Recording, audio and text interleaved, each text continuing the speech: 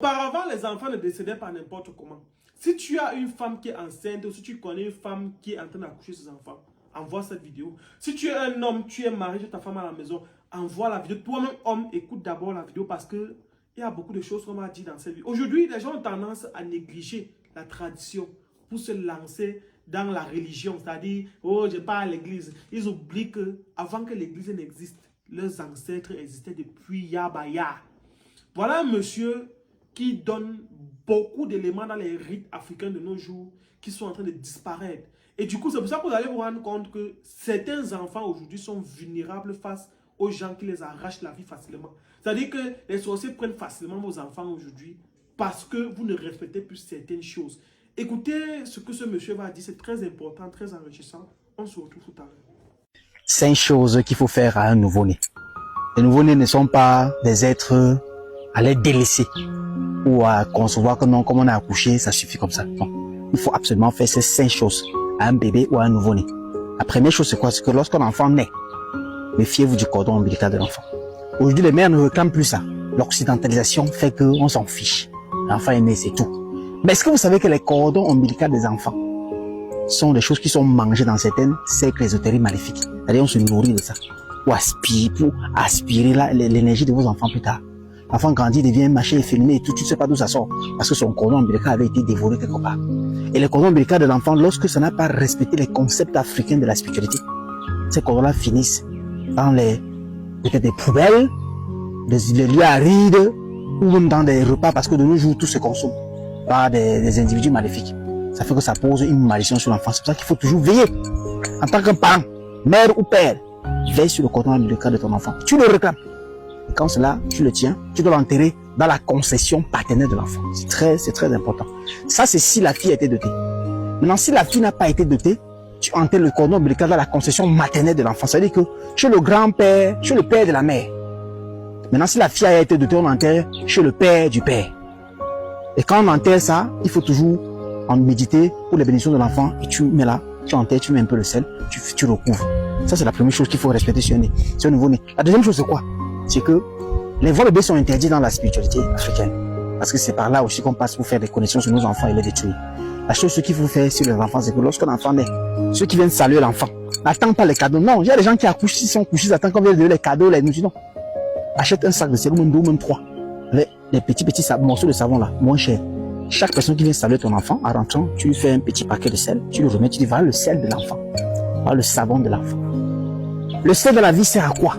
Le sel, c'est un nutriment. Ça donne du goût à toute chose. Le savon, c'est à quoi? Avec le savon, on se nettoie, on se lave de la saleté du corps. Donc, quand quelqu'un rentre de chez toi, venant saluer ton enfant, même s'il est venu avec n'importe quoi, les cartons de choses ou les lots, donne-lui le sel et un morceau de savon. Ça fait que c'est une bénédiction pour ton enfant. Ton enfant sera toujours lumineux, propre aux yeux du monde. Le sel, il aura toujours un goût à tout ce qu'il va faire. C'est une bénédiction pour l'enfant. Autre chose qu'il faut respecter sur les nouveaux-nés, c'est quoi? Les premiers cheveux, je vous ai déjà dit. Les premiers cheveux de l'enfant, on s'amuse pas avec. Vous voyez des mecs qui partent coiffer des enfants au salon de coiffure, les premiers cheveux. Ah, mais le salon de l'enfant, non. Les premiers cheveux de l'enfant, même si vous l'avez coiffé que ce soit. D'ailleurs, les premiers cheveux de l'enfant, on ne coiffe pas ras, on taille. Les premiers cheveux de l'enfant ne se coiffent pas ras. D'ailleurs, on dit qu'on ne fait pas asseoir l'enfant par la tête, on fait vroom. On prend le ciseau, on taille au petit niveau.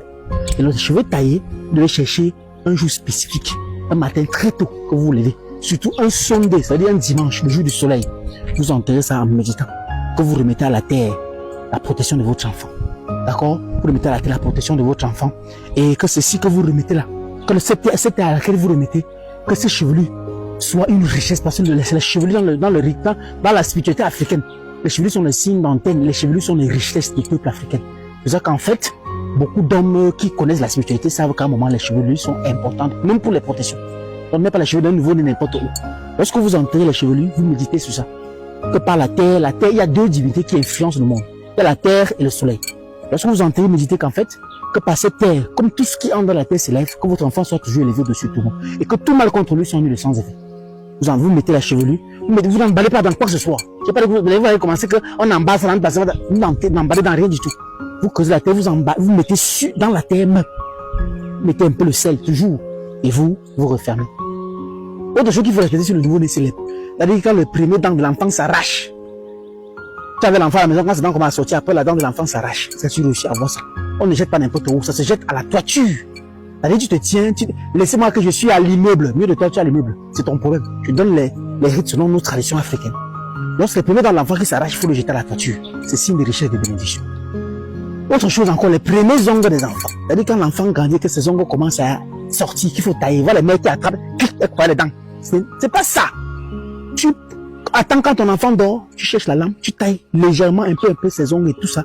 Et puis, qu'est-ce que tu fais? Tu retournes enterrer. Tu joues toujours un jour comme un dimanche. Si tu l'as fait en même temps les premiers chevelus, tu peux enterrer même ensemble. Ou bien un jour après et l'autre après. Et en enterrant les premiers ongles de l'enfant, tu me dis dessus qu'en fait, même chose comme pour la chevelure, tu remets à la terre l'élévation de ton enfant. Parce que maintenant, le rituel ultime à faire sur l'enfant, chaque nouveau-né, avant 7 ans, on doit faire ça sur lui. Avant 7 ans, j'insiste bien. Tu amènes ton enfant dans un endroit à terre ferme. Peu importe, que ce soit la condition familiale, maternelle, paternelle ou n'importe où il y a la terre ferme. L'enfant est pieds nus, tu es pieds nus. Tu fais une libation à cet endroit, j'ai déjà expliqué. La libation, c'est l'action de donner du liquide à la terre afin de recevoir. Car parce que la terre nous a tout pris, c'est la terre qui nous a donné. La terre nous donne, la terre nous prend.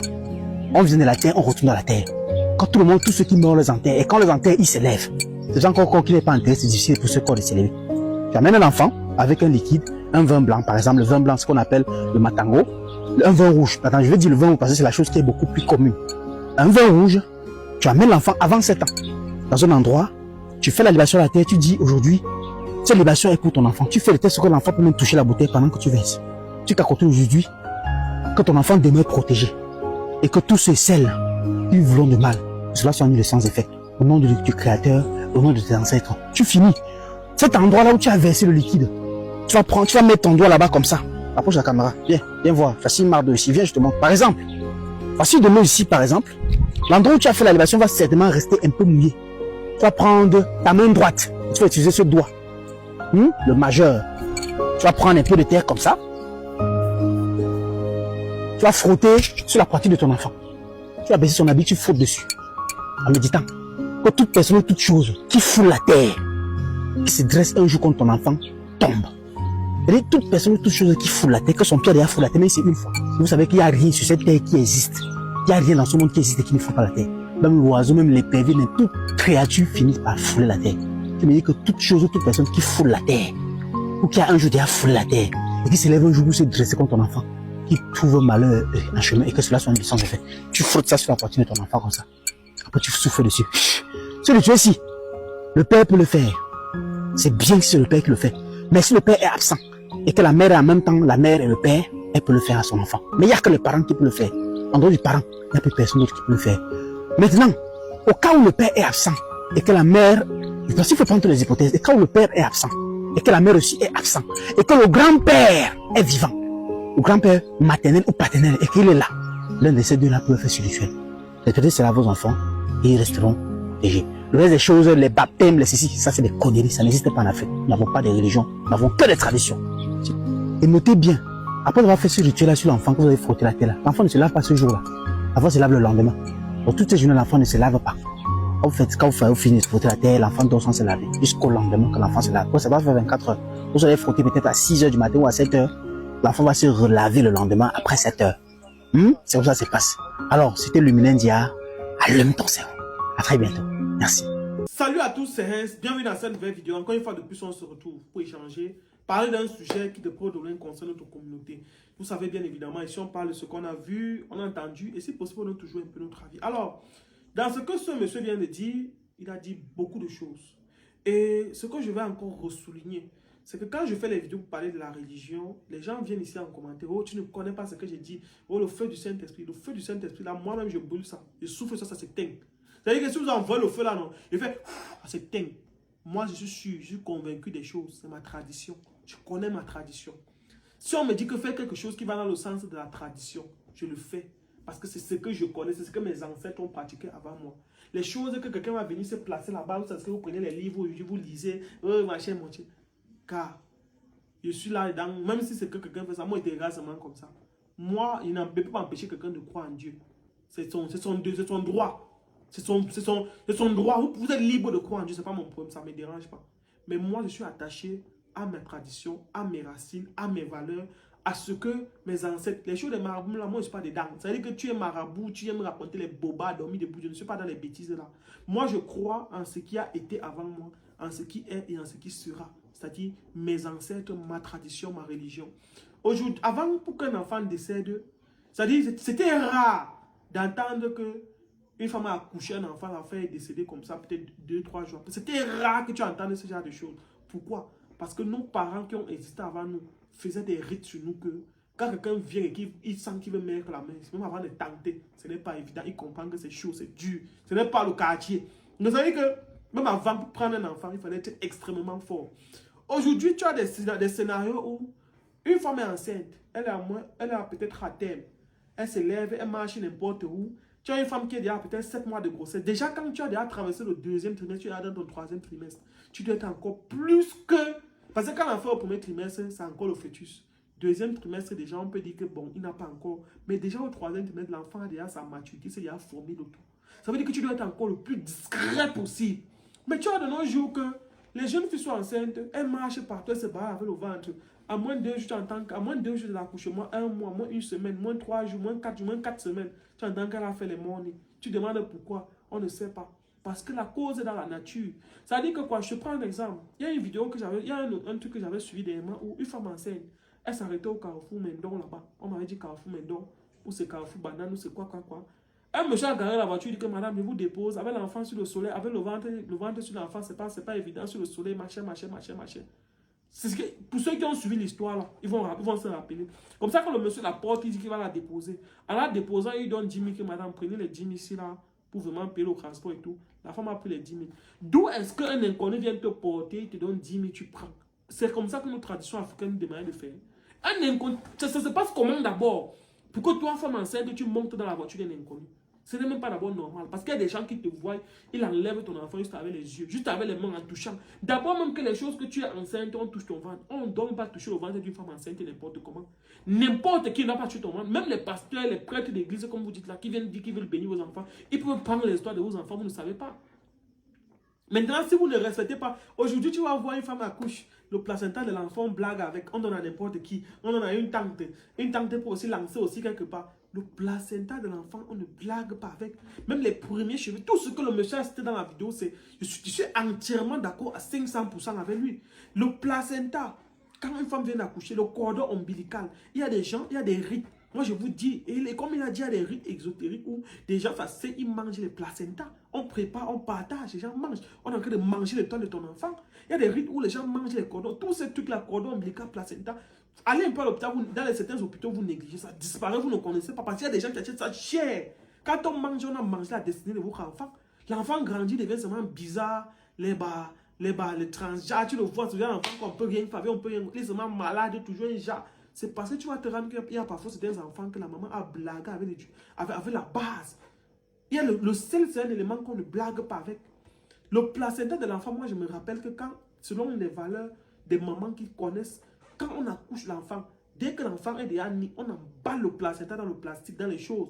On donne ça au père que va creuser. Généralement, c'est le père qui creuse le plastique, qui enterre le placenta. Je dis bien, c'est le père généralement qui enterre le placenta de l'enfant. Ce n'est même pas la mère. Parce que la mère couche à l'hôpital. On donne au père que va te débrouiller. Il part quelque part, il enterre. Je vois parfois les gens partent enterrer ça chez le bailleur. Il loue chez le bailleur, il loue une maison, il part dans la cour du bailleur. On fait ça. Si tu n'as pas, si là où tu vis, c'est-à-dire si tu es chez un bailleur, tu es chez un bailleur et que tu ne peux pas enterrer, soit tu enterres chez toi. Si tu n'es pas chez toi, va dans ton village enterrer. Ça te coûte quoi? Tu prends le transport, tu prends la voiture la nuit là, tu arrives le matin à 6 h. À 6 h, quand tu arrives, tu lances ça, tu reprends la voiture, tu rentres. On enterre ça au village, dans les racines de nos ancêtres. Mais les gens enterrent les placentas de leurs enfants partout. Les gens blaguent avec les rites. Les gens n'amènent plus les enfants au village. Les gens restent, tu vois un enfant qui naît jusqu'à peut-être 8 ans. Il est au Cameroun. Son village est peut-être à l'ouest ou à l'est ou n'importe où. Il n'a jamais amené son enfant au village. Mais il est dans le même pays. Il est là comme ça tous les jours. Il n'amène jamais l'enfant au village. L'enfant reste 8 ans, il ne connaît pas parler son patois. Vous voulez que l'enfant ait les racines solides comment? C'est normal qu'à un moment donné, quelqu'un reste comme s'il avale ton enfant sans que tu ne te rendes compte. Parce qu'il y a des âges où quand l'enfant a, on peut encore l'avaler parce qu'il n'a pas le discernement, il est vulnérable. Il y a tellement de choses que le monsieur a dit dans cette vidéo qui sont vraies. En tout cas, dites ce que vous pensez en commentaire. Si j'ai tort, vous me dites. Moi, je n'ai pas de problème avec ceux qui sont dans la religion. Non, ça ne me dérange pas, mais chacun croit en ce qu'il veut. Et on ne peut pas empêcher, on ne peut pas forcer quelqu'un à croire à la chose de l'autre. Moi, je fais cette vidéo pour rappeler aux gens qui sont dans l'église là. N'oubliez pas qu'avant l'église, il y a ça qui a existé. Dites ce que vous pensez en commentaire. À très bientôt. Ciao, ciao.